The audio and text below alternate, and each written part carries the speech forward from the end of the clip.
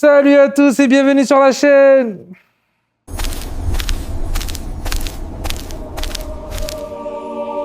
La dernière fois, on a parlé du prophète Houd, paix sur lui, et le peuple d'Ad, ces géants trop fiers qui ont tout perdu à cause de leur orgueil. Eh bien, aujourd'hui, on enchaîne avec l'histoire de leurs presque voisins, et surtout de leurs descendants. On parle du peuple de Tamoud, et leur histoire est tout aussi folle, avec un prophète du nom de Saleh. Un miracle incroyable et une décision vraiment, mais vraiment stupide qui a tout fait basculer. Et c'est parti, les héritiers d'Ad.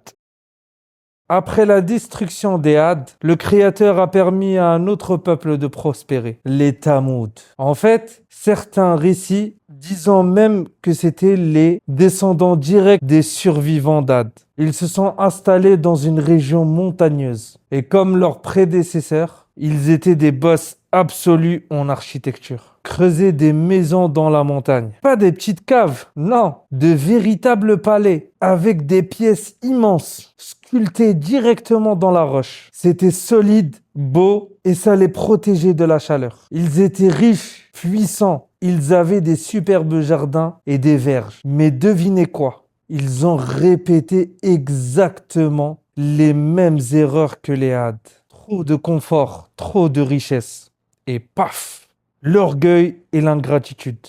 Ils ont aussi adoré des idoles et ont oublié celui qui leur avait tout offert. C'est un peu le Robolote de la même série, mais avec de nouveaux acteurs. L'arrivée de Saleh, l'avertissement clair. Le Créateur, dans sa grande miséricorde, ne les a pas abandonnés sans avertissement. Il a envoyé parmi eux un homme qu'il respectait et qu'il aimait. Salih, paix sur lui. Saleh était connu pour sa sagesse et son intégrité. Il est venu les voir et leur a tenu à peu près le même discours que Houd, paix sur lui. Les amis, pourquoi adorez-vous des statues qui ne peuvent rien pour vous? Revenez à l'adoration du Créateur unique. C'est lui votre vrai pourvoyeur. Si vous vous repentez, il vous accordera encore plus de bien. Sinon, un châtiment douloureux vous attend. Au début, comme ils l'aimaient bien, ils ont été un peu moins brusques que les Had. Ils lui ont dit « Saleh, on te connaît, on te respecte, mais ce que tu dis est trop bizarre. Apporte-nous une preuve, un miracle, quelque chose de spectaculaire pour prouver que tu dis vrai. Le miracle de la chamelle, le test ultime. » Salih, paix sur lui, leur a alors annoncé un miracle, et pas n'importe lequel. Le Créateur allait faire sortir une chamelle directement d'un rocher. Et c'est ce qui arrive. Une chamelle immense, impressionnante, est sortie de la montagne devant leurs yeux. C'était la preuve incontestable. Mais avec ce miracle est venu un test très précis. Salih a expliqué les règles comme un pacte avec le Créateur. 1. Cette chamelle est un signe, ne lui faites pas de mal. 2. Elle boira à la source un jour et vous boirez le jour suivant. Il y aura amplement d'eau pour tout le monde. 3. Laissez-la paître tranquillement dans les terres du Créateur. C'était un test de leur obéissance et de leur gratitude. Pendant un moment, ça a fonctionné. La chamelle allait et venait. Les gens respectaient leur tour d'eau. C'était la preuve que s'ils suivaient les instructions du Créateur, sa bénédiction était infinie. Tout allait bien. La transgression et le châtiment. Mais dans le peuple, il y avait des gens mauvais, orgueilleux, qui n'acceptaient pas ce partage. Cette chamelle les énervait. Pourquoi devrait-on se plier à ces règles? Pourquoi cette bête boit-elle un jour entier? Ils ont comploté. Un jour, ils ont pris la pire décision de leur vie. Ils ont tué la chamelle. Pire encore, selon certains récits, ils ont même défié Saleh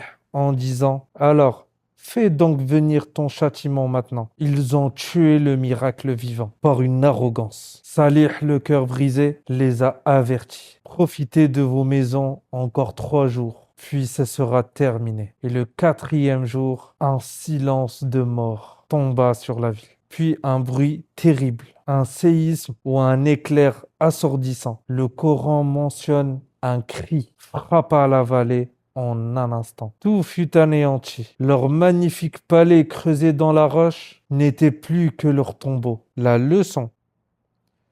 Le miracle n'est pas un spectacle. Le Créateur leur a donné un signe clair, mais ils l'ont traité comme une bête bizarre à abattre. Le partage est une bénédiction. Le test du tour d'eau était un test de justice et de confiance. Le Créateur leur promettait assez pour tous, mais leur avarice et leur égoïsme les ont perdus. L'ingratitude est un poison. Ils avaient tout, mais au lieu d'être reconnaissants, ils sont devenus envieux, même envers une chamelle. Aujourd'hui, la leçon reste la même. Respecter les pactes que le Créateur nous a donnés. Être juste, reconnaissant et bon. Conclusion. Et voilà pour l'histoire du prophète Salih et le peuple de Tamoud. Elle est tragique, mais elle nous secoue un peu pour qu'on ouvre les yeux. Et si vous avez aimé les histoires que je propose, n'hésitez pas à me dire dans les commentaires les histoires que vous voulez que je vous raconte prochainement. Et si vous avez aimé cette vidéo, lâchez un like et abonnez-vous. Abonnez, je pense qu'ici ou ici. Et si vous voulez voir l'histoire de Hood, n'hésitez pas, allez là ou là. Et sinon, prenez soin de vous et je vous dis ciao.